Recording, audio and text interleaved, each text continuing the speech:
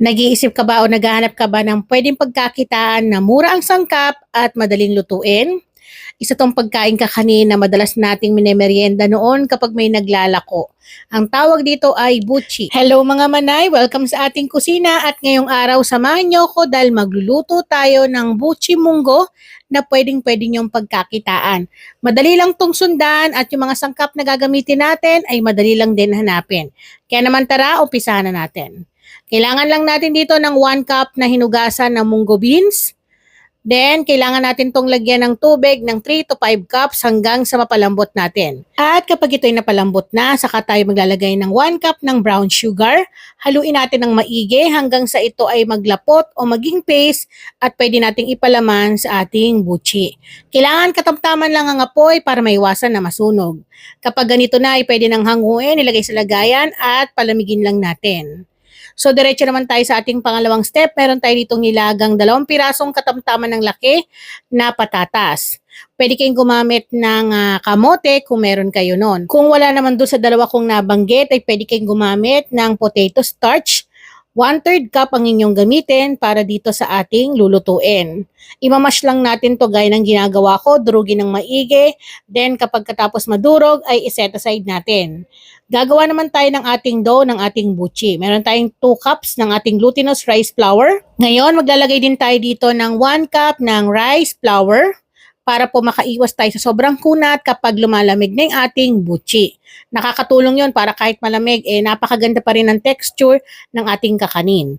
Maglagay ng half cup ng white sugar. So, half cup lang yung aking nilagay dahil matamis na yung ating palaman para hindi naman siya nakakaumay. At saka natin dito ilalagay o ibubuhos dahan-dahan yung ating warm water. Ito po ay maligamgam na tubig. So, kailangan ganun po yung inyong ilagay para maganda po yung pagkakamix. Huwag malamig na tubig ang ilalagay natin ha. Kailangan maligamgam na tubig.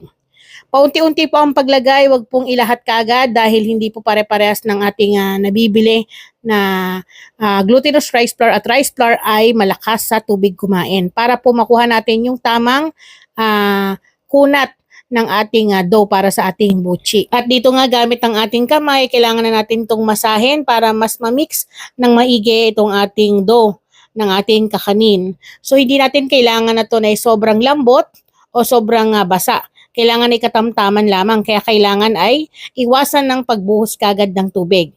Then ilalagay natin yung tira nating tubig na natira. Tapos ito yung ating dinurog na patatas. So bali 3/4 cup yung kanyang sukat para dun sa mga magtatanong. Then saka natin to imimix ng maigi dito sa ating dough. Haluin lamang po ng maigi hanggang sa mag-combine o magiging isang kulay na lamang to. Ngayon, kung pambenta ang inyong gagawin, doblehin niyo lamang po yung sangkap na aking mga nabanggit. Mga manay, dito sa ating recipe na to, hindi ka na mamumblema sa iyong buchi na kapag lumalamig ay sobrang tigas. Di ba may ganon yung hindi mo na makain kapag malamig na yung iyong buchi. Dahil ang tigas, sobrang kunat. So eto, nakakatulong tong mga nabanggit kong sangkap na ating nilagay para kahit malamig ay makakain mo pa talaga. Napakasarap, tamang kunat at talagang malinamnam. So dito nilagay ko na siya sa ating table para mas ma-mix ko ng maigi o mas mamasa ko ng maigi. At kapag ganito na, so pwedeng-pwede na natin tong gamitin mamaya sa ating paggawa. So kailangan na makuha ninyong texture ay gaya nito. Pakita ko sa inyo. So haluin lang po natin yan ng sakto. Ayan o. So napakalambot pero hindi siya yung basang-basa. So, dahil po yon sa ating nilagay na patatas. Again, kung wala kayong patatas ha, pwedeng-pwede po ang kamote. Then, ito na yung ating munggo na naluto kanina at napalamig. So, mag-ready na tayo para maglagay tayo ng palaman. So, napakadali lang nito. Pwede kayong gumamit ng sukatan, timbangan. Pwede ang kutsara, kung anong meron kayo na pwede yung magawang sukatan para pare-pares po ang laki. Gagawin natin, ipaplatin lang natin ng ganito. At saka tayo maglalagay ng palaman na kailangan ay sakto lang para naman maiwasan na merong butas para labasan ng palaman. So pagkatapos natin malagyan ng palaman sa loob ay bibilugin natin at ipaplatin natin ng ganito. So sa buchi mga manay, di ba, merong bilog na bilog. So tayo naman, binilog na pinlat. Ito yung mga nakikita ninyo na nilalako sa palengke. Sino yung mga nakakain na ng gano'n? Napakasarap nun, nung kabataan ko mga manay. Magkano lang yung gano'n? 3 pesos. Tas nilalako, di ba? So ito yon, bali dalawang klase yung ating lulutuin mamaya na ipapakita ko sa inyo. So napakadali lang ng pagpapalaman, basta wag lang po nating pipigain or pipiratin ng todo para naman hindi lumabas yung ating nilagay na munggo sa loob. Then bilugin lang natin ng ganyan. Kung gusto niyo naman na bilog talaga, wag niyo nang iplatin, pwedeng-pwede naman. Pero itong ginagawa ko na pinapakita sa inyo, ganito kasi yung nabibili natin sa palengke, yung mga nilalako. Ayan. So nakatapos na ako ng 3 mga manay at ganito lang yung ating gagawin. Tuloy-tuloy lang natin hanggang sa matapos natin lahat yung ating butchi na lulutuin. O di ba napakadali lang? Then itutuloy ko na yung mga natira pa. At kapag okay na, meron tayo ritong sesame seeds. So ang gagawin natin, yung kalahati ng ating nagawa ay ididip natin dito dahil dalawa nga yung aking papakita sa inyo. Siksikin lang natin na maigi tapos pipiga-pigain natin para dumikit yung sesame seeds na ating nilagay. Kasi kung ididip nyo lang, pwedeng matanggal yan kapag pinirito nyo na. So kailangan pinipiga-piga para kumapit doon sa ating dough. Ganyan lang kadali yung paglalagay.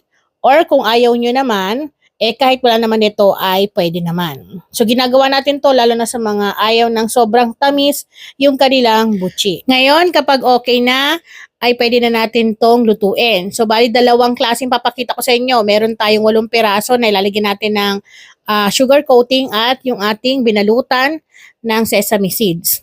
So unahin natin magpainit ng mantika. Ang diskarte mga manay, kapag mainit ng mantika, sobrang init na, ay hihinaan na ang apoy para yun po ay maiwasan na pumutok at mabigla ang pagkakaluto ng inyong butchi.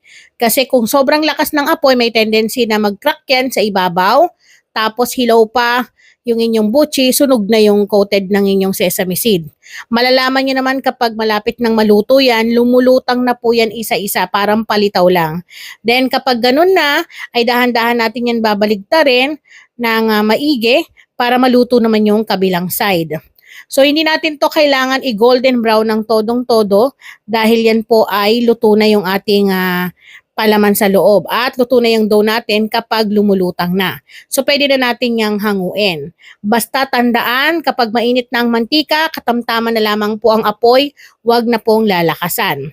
So ganun lang kadali para sa ating butchi with sesame seeds. Next yung ating may sugar. So naglagay ako ng 1/3 cup ng brown sugar, tutunawin natin yan bago natin ilagay yung ating butchi na ilalagay or lulutuin natin. Kapag natunaw na, para tayong nagluluto ng banana Q mga manay. So, i-coat lang natin yan ng ating caramelized sugar. Then, hahalu-haluin po natin para naman kumapit yung ating natunaw na asukal. So, dito kailangan dahan-dahan lang mga manay at dahil ito ay sobrang init. Pero gaya ng ginawa ko kanina, papainitin nyo muna yung mantika at kapag mainit na, biglaan yung hihinaan para maiwasan na masunog at mahilaw yung inyong butchi. Lalo na pag ganito. Kasi pwedeng masunog ng asukal tapos hilaw pa yung inyong butchi. So sayang naman. At dito nga makalipas ang ilang minuto nating pagluluto, kapag lumutang na ay pwede nang hanguin isa-isa itong ating nilutong butchi. So, wag na po nating hahayaan pa na tumagal para maiwasan na masunog yung ating asukal. Gumamit tayo ng isang strainer o isang pwedeng salaan para mas matanggal pa yung mga excess oil na kumapit dito. Then, eto na yung ating pang-merienda idea na pwedeng-pwede nyo rin pagkakitaan. Dalawang klase ng aking pinakita sa inyo para may dagdag idea, lalo na sa mga nanay na nasa bahay lang, nag-iisip kung ano yung pwedeng pambenta o pang-merienda sa inyong pamilya.